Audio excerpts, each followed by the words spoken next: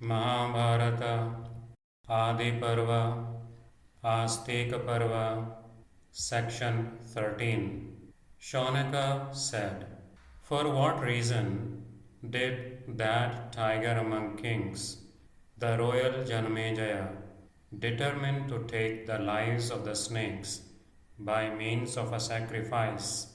O Soti, tell us in full the true story.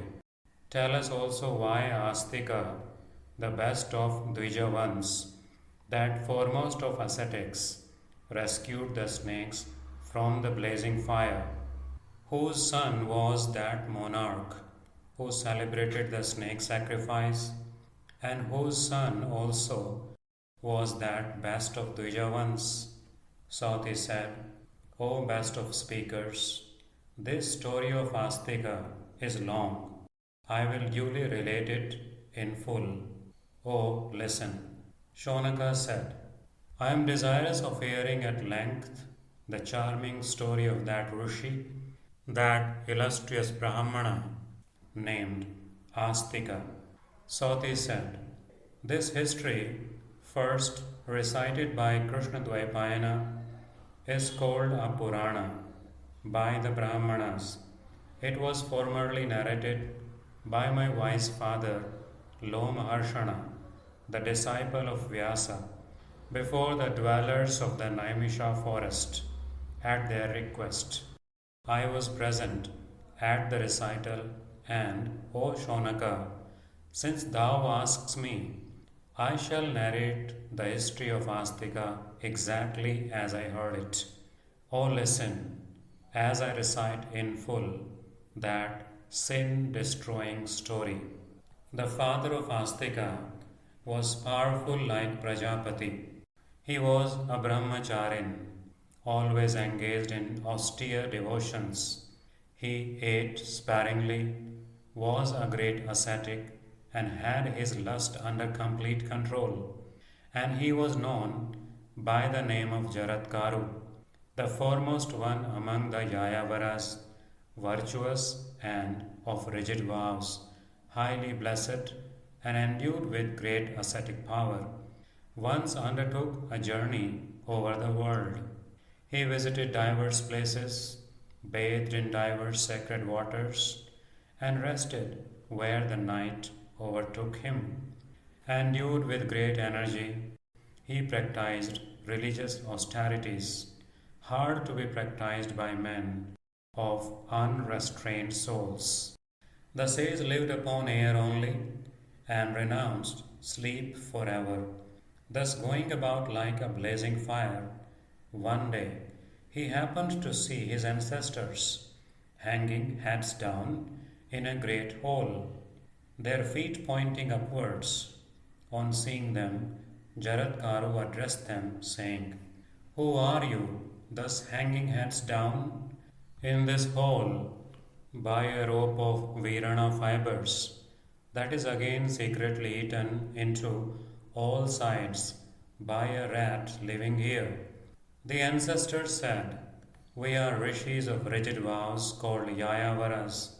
We are sinking low into the earth for want of offspring. We have a son named Jaraţkāru. Woe to us! That wretch has entered upon a life of austerities only. The fool does not think of raising offspring by marriage. It is for that reason, that is the fear of extinction of our race, that we are suspended in this hole. Possessed of means, we fare like unfortunate that have none. O excellent one, who art thou that thus sorrows as a friend on our account? We desire to learn, O Brahmana, who thou art, that stands by us, and why, O best of men, thou sorrows for us that are so unfortunate." Jaraţkāru said, "Ye are even my sires and grandsires. I am that Jaraţkāru. Oh, tell me how I may serve you." The fathers then answered, "Try thy best, O child, to beget a child, to extend our line.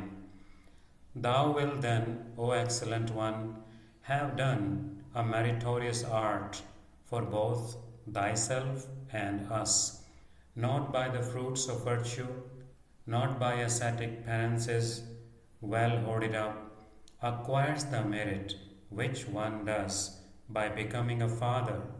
Therefore, O child, by our command, set thy heart upon marriage and offspring.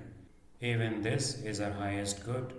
Jaraṭkāru replied, I shall not marry for my sake, nor shall I earn wealth for enjoyment, but I shall do so for your welfare only. According to this understanding, I shall, agreeably to the Shastric ordinance, take a wife for attaining the end. I shall not act otherwise. If a bride may be had of the same name with me, whose friends would besides willingly give her to me as a gift in charity, I shall wed her duly. But who will give his daughter to a poor man like me for wife? I shall, however, accept any daughter given to me as alms. I shall endeavor, ye sires, even thus to wed a girl, having given my word, I will not act otherwise. Upon her I will raise offspring for your redemption, so that, ye fathers, ye may attain to eternal regions of bliss, and may rejoice as ye like. So ends the 13th section in the Āstïka Parva of Ādi Parva.